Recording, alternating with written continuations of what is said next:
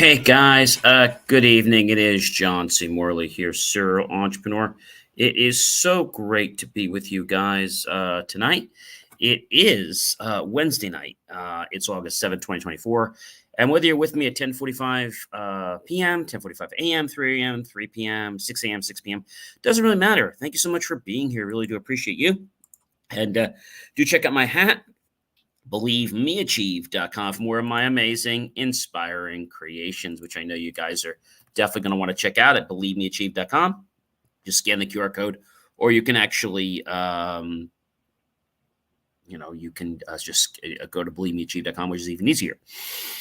All right, guys. So we're talking a lot about a very good topic this week. The topic is understanding why emotional intelligence is important. Now, the granular topic for tonight, which is Wednesday night, that is understanding empathy, the power of emotional intelligence. Okay, so it is a big pillar to emotional intelligence. So let's just get right into that. So when we think about empathy, right, there are different types of empathy. So I guess we should understand something here.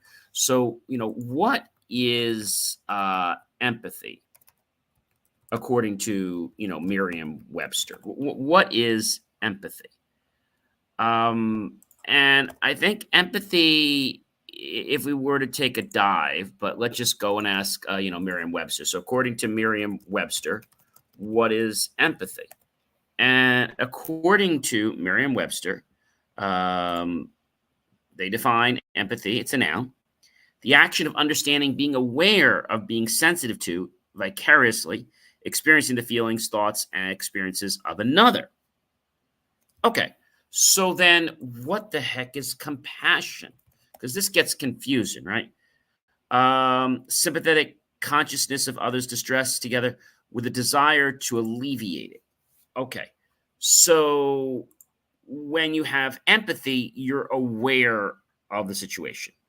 When you have, I should say, when you have compassion, you actually have a desire to want to help resolve the challenge. So that's the big issue. So a lot of people might have empathy, but they may not have compassion for you. Okay, so now we know what the heck empathy means, right? Because I think that's pretty important. Now, there are different types of empathy. One type of empathy that you may experience or someone else may experience around you is a type of empathy called affective empathy. But affective empathy involves one's ability to understand another person's emotions and respond appropriately.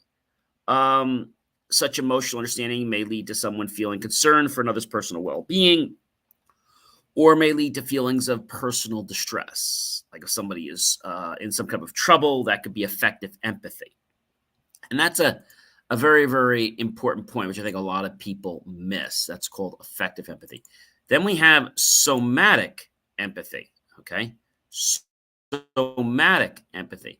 So somatic empathy is when someone has a physical reaction in response to what someone else is experiencing. Maybe, I don't know, you're at a doctor's office with a loved one and they're getting a shot, and you feel this reaction inside you because of what pain they're going through or the distress they're going through. Maybe you are feeling this because you're in line and a loved one is going through all this ridicule from somebody in the TSA, right? People sometimes physically experience what another person is feeling, and they can basically relive that moment. When you see someone else feeling embarrassed, for example, you might start to blush or get an upset stomach, okay? Then there's another type of empathy, ladies and gentlemen. It's called cognitive empathy, all right? Cognitive empathy involves being able to understand other person's mental state and what they might be thinking in response to the situation. It's related to what psychologists refer to as theory of mind, or thinking about what other people are thinking. In other words, put yourself in their shoes. So there are many benefits of empathy. First of all, it strengthens your relationships. That's number one. Okay, it strengthens your relationships. Empathy also helps you regulate your emotions. We talked a lot about regulating the other day. It compels us to help others. Now, it compels, but I want to just get you to understand something. Empathy doesn't mean somebody's going to help you. Compassion is more where somebody helps you, wants to take that step. Can you have too much empathy? Well, having a big deal of empathy makes you concerned for the well-being and happiness of others. It also means that you can sometimes get overwhelmed, or you can get what we call burned out, quote unquote. So when we think about empathy for a moment, I think this is important to think about. If you're wondering, are you an empathetic person? Well, ask yourself some of these questions. Are you good at really listening to what others have to say? Do people like to tell you about their problems often? You're good at picking up how other people are feeling. You often think about how other people feel, and other people come to you for advice. You often feel overwhelmed by tragic events, and you try to help others who are suffering, and you're good at telling when people aren't being honest. You sometimes feel drained or overwhelmed in social situations, and you care deeply about other people. You find it difficult to set boundaries in your relationships. Okay? There are benefits of empathy. So you have it strengthens the relationship, helps you regulate your emotions. It compels us to help others, but that's not necessarily always the case. And factors that can influence one's empathiness is how you perceive the other person, how you attribute the other individual's behaviors, what you blame for the other person's predicament, your past experiences, and expectations. The reasons that some people will lack empathy, because this can happen, right? You're like, why don't they have empathy? Well, it's for a couple of reasons. Maybe they have a cognitive bias, maybe dehumanization. They fall into the trap of thinking that people who are different from them don't feel and behave the same way they do. Victim blaming. When another person has suffered a terrible experience, people make the mistake of blaming the victim for their circumstances. And so the first one is cognitive biases. Sometimes the people perceive the world around them and are influenced by these biases. For example, people often attribute other people's failures to internal characteristics while blaming their own shortcomings on external factors. But what causes empathy? Well, neuroscientific reasons have shown that specific areas of the brain play a role in how empathy is experienced. And so researchers have found that different regions of the brain play an important role in empathy, including the anterior cingulate cortex and the anterior insula. Okay. Emotional explanations about this would be based on a philosopher, Adam Smith, who suggests that it allows us to experience things that we might never otherwise be able to fully feel ourselves. Prosocial. Sociologist Herbert Spencer proposed that empathy serves an adaptive function and aids in the survival of the species. So I think when we start to realize that empathy is a key to us having emotional intelligence. Empathy might be lacking in some people.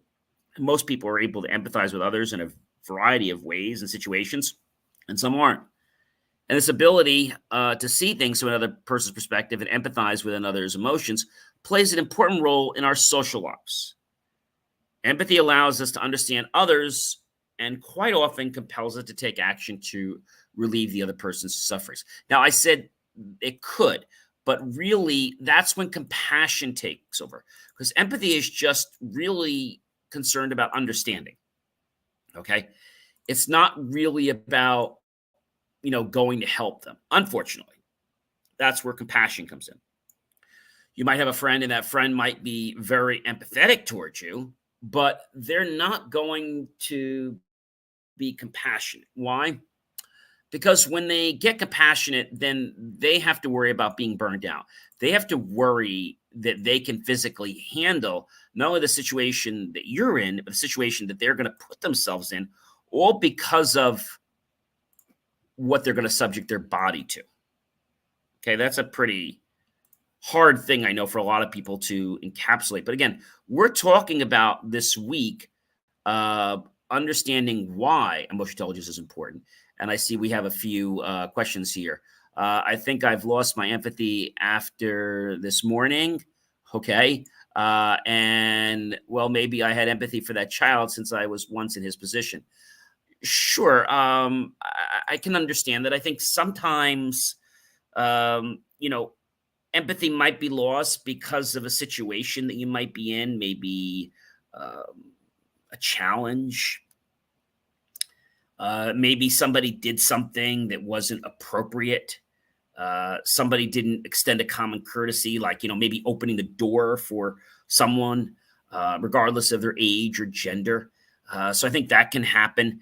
Um, when you mentioned, you said, well, maybe I had empathy for that child since I was once in his position. Well, yes. So I don't know your situation, but maybe you were somewhere and maybe kids weren't nice to them, or maybe something happened to him or her based on, let's say, a bias. And so when you see that, that can be a problem. Yep, I can attest with what you're saying there. I was once that kid. So I think when we see somebody going through something, let's say it's a bully, right? And we've probably been bullied when we were in school. And when we see other people getting bullied, like, you want to stand up and do something, but you also have to realize that in that case, if you do, the child's not going to learn to grow up.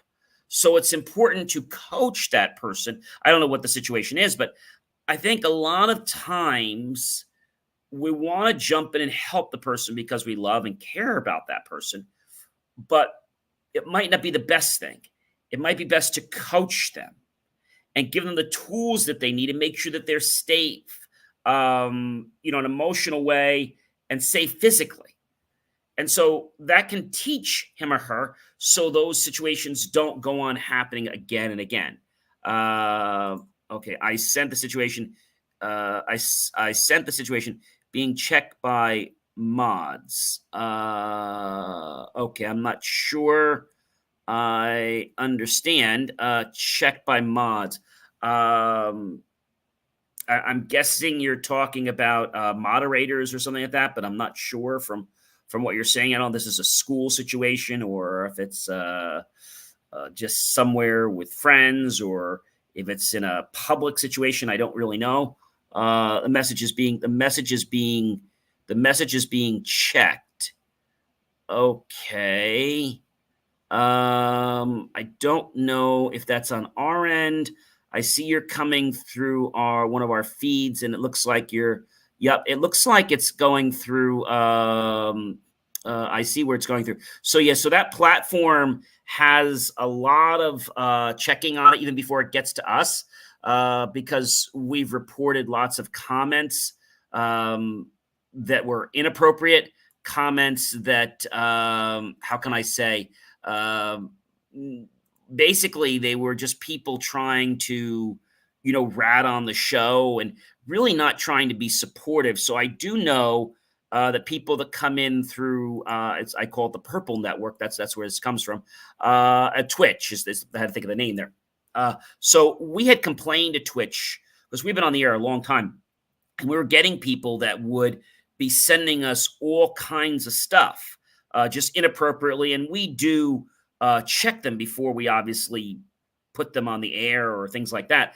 But what was happening is we were getting people we had to put in timeouts and stuff like that, and it was only happening on Twitch, unfortunately. So I don't know if what you're talking about is something like that, but there's a good chance that if the situation was too graphic or potentially could be misconstrued, the Twitch moderators, which before we even get it, because we have two moderators here, would actually stop it before we get it. But to answer your question, everyone else's, you're watching. Great to see you're watching. Not sure how to pronounce your first name, but do appreciate you watching us from YouTube.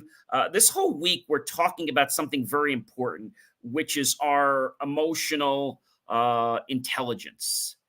Yes. So to answer your question, yes, if you put stuff in it, it was too graphic or it used any kind of adult words, that could be a problem. So I'm guessing this could be X related or something like that. So just to take a stab, let's say it was something that was something that was a very personal nature and something where somebody was treating somebody in a manner that was not appropriate. Maybe they were discriminating for race, religion, sexual orientation, creed, color, political party, or something like that. And I think what a lot of us want to do is we want to go attack that because we want to feel better. I think the best thing to do in these situations is to do what I've always said is understand that no one has the right to make you feel inferior about yourself except for you. So when you associate with something, when you attach to something, what does it do? It controls us. Now, I wish I knew this would be $1 billion advice when I was a kid.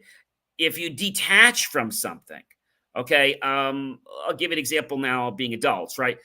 Maybe it could be boyfriend, girlfriend. It could be a teacher, like I'm going back from my master's, professor. Could be a client. And maybe they're being vindictive. I can actually share one that we had with one of my companies. I won't give you the exact names and stuff, but what I can tell you is that we were working on a project and they have a team that's supposed to be doing things, and their team wasn't getting back to us with the information. Not only were they not getting back to us, they were getting back to us with the wrong information. And so what we thought was appropriate after a week or two was to reach out to the owner and say, look, we're not trying to throw him into the bus, but we just want to get this thing done. And we noticed nothing's happening. And we got thrown a very nasty email telling us that we should remove them from further conversation because they don't want to be part of it. So what that told me is that they didn't want to take accountability and they were like this prima donna in the world. And so I say, I'm not going to get upset. I'm not going to get angry. I'm going to do two things. One, I'm going to go to the next person in charge. In this case, it happened to be her husband because he basically takes care of everything because the one person does everything without giving you what the business is. And I was going to call him. And all of a sudden I got a phone call on my cell phone because I've known him for a long time. And he goes, John, he says, what's going on? I said, well, you tell me. I said, I didn't want to bother you. I said, because, I didn't feel it was my place to call you because you got enough things to do. He says, well, I got dragged into this, so, bother me. And so I had a conversation with the other day and I said, look, I said, we've done X, Y, and Z, and we put an extra 15 hours of work in because your team, with all due respect, is giving us wrong information. Then the best comes. Mid last week, we were told on Wednesday when we were getting some information, oh, by the way, I don't have a lot of time. You need to get back to me by 3:15 because then I'm leaving. Okay. Figured we could get them on Friday. Oh, and by the way, I won't be back Friday. I'll be gone for 2 weeks for a vacation. So I asked, does anybody else know that he was taking a vacation? No, that was news to me. The other person I was dealing with quit after being there 20 years. So I think the biggest thing I want to share with you is that we have to let it go, almost like water off of our back. That's probably the most important thing I can tell you. And regardless of whether it was something very personal or whether it was just something about who parked in my spot. I know another gentleman, I can't share his name or anything, but there was a situation where there was a car, and this car that was in the lot, was in the same parking lot he was in, and he was trying to get to this parking spot. So he tried to get the parking spot, and the guy suddenly gets out of the car and stands in the parking spot. He pulls in the spot very, very slowly, like going maybe not even 1 mile an hour, not to hurt anybody. And he taps him. Doesn't mean to, but he taps him. The cops come, and he gets charged and arrested. Now, in this situation, the best thing to do would have been to just dismiss it, let it go, right? We don't need to be right. I think sometimes our need to want to be right, I think sometimes will cause us to get into more trouble. So in whatever situation this is, grandpa or whoever I'm talking out here to tonight, lots of people, or if you're watching us on the replay, or if you're watching the podcast that comes out 24 hours later, I think the most important thing is, no one's perfect. But again, I'm going to tell you this, like I said before, no one has the right to make you feel inferior about yourself except for one person, you. So when you detach from something, okay, it doesn't have control over you. So this whole week, we are talking about understanding why emotional intelligence is important. I think I'm proving that. Tonight, we're talking about empathy. And we started by talking about the fact that there are there are four types of empathy. But before I even went to empathy, I said, what is empathy, right? Empathy is getting to know. Oh, we have another question popping here. Yep. How do you rationalize people having empathy for those in the Ukraine, but not having empathy for those in Palestine? That's a great question. How how do I what do I think about people having empathy in the Ukraine, but not in Palestine? I think the biggest challenge is that they both get emotionally charged. And I think because of the way the media has slanted and things like that, I'm not saying they're right because I'm also a member of the media. I take media very, very seriously. Very, very seriously. So again, empathy means to understand where somebody's coming from. Okay. Empathy in its purest sense doesn't mean that you're going to go help them. That's where compassion comes in. You may have lots of friends in the world, and a lot of them might say, hey, gee, I want to understand what's going on with you. But all they want to do is understand, just so they understand it. But they're not looking to help you. Could be looking for a loan, could be health issue, could be relationship issue. They're not looking to get that invested in you. So they're only going to be at like the first 1, 2, or 3 levels of empathy. When we get to the fourth level of empathy, well, that's really compassion.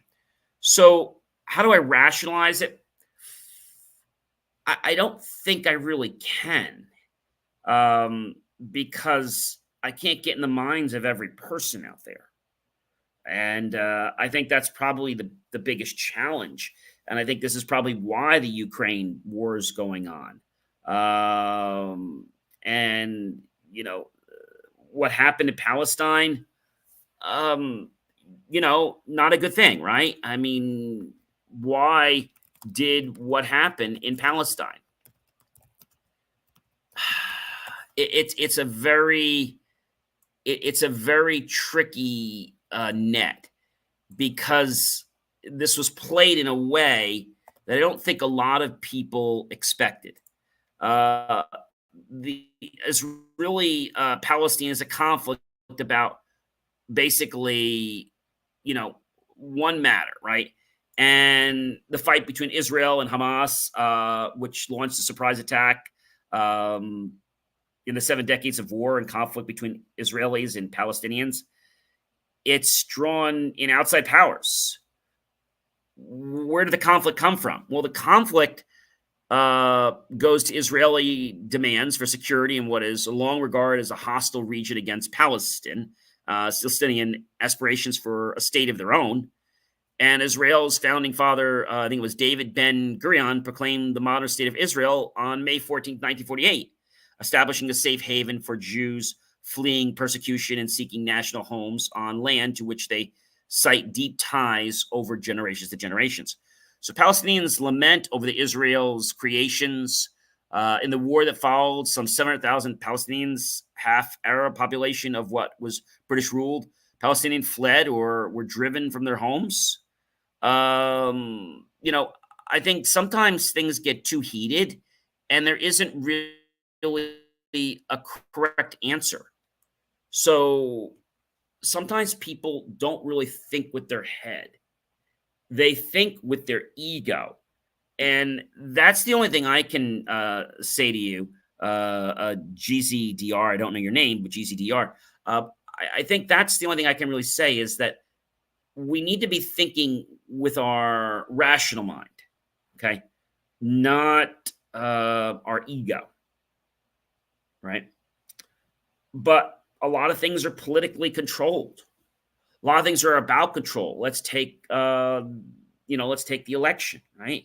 Uh, there's a lot that's going on, and we're not getting into politics here, but just talking about the whole concept of really why, and this is really the big question, is why does politics exist?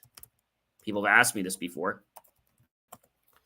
My dad was an elected official, amongst many other things, including having his master's in finance and also real estate and having his own company. Political activity can be valuable in itself. It socializes and educates citizens, and popular participation can check powerful elites that sometimes will push things through that shouldn't be done. So always should be for the greater good of all concerned.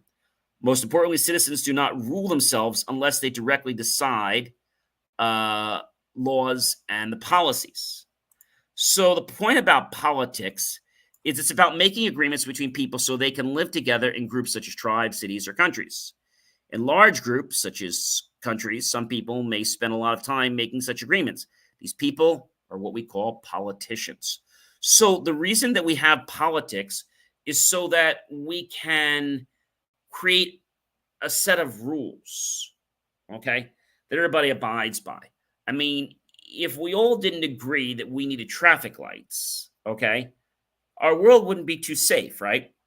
And there's another thing that might be coming up. There might be the white light coming up. I don't want to bring a whole thing to that today, but they're thinking about introducing another color, a white light. And so the white light is going to come on. And when you see the white light, it means just follow the car ahead.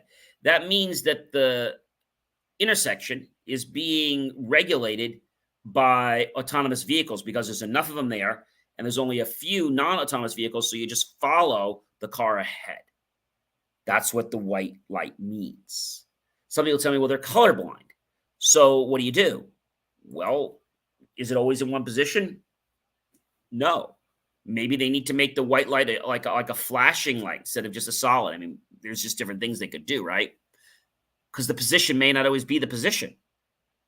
I remember hearing a story from a neighbor of mine, and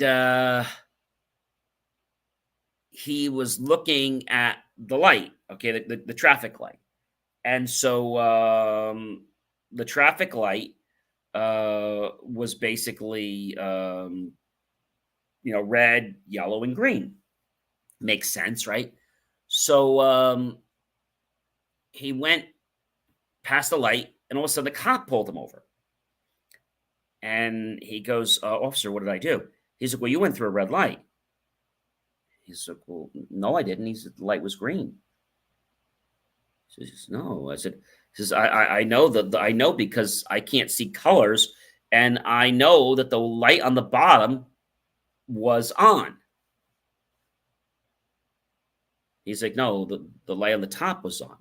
He says, no, officer. He says, well, let's go back and look at the light. So they left the car. They went back and looked at the light. And he said to him, see that I told you, officer, the bottom light is on. The green light is on. And he paused and he said, yeah, the bottom light's on and it's red. He says, huh? Well, it's not your fault, sir. I understand you don't see colors. They hung the light wrong, upside down.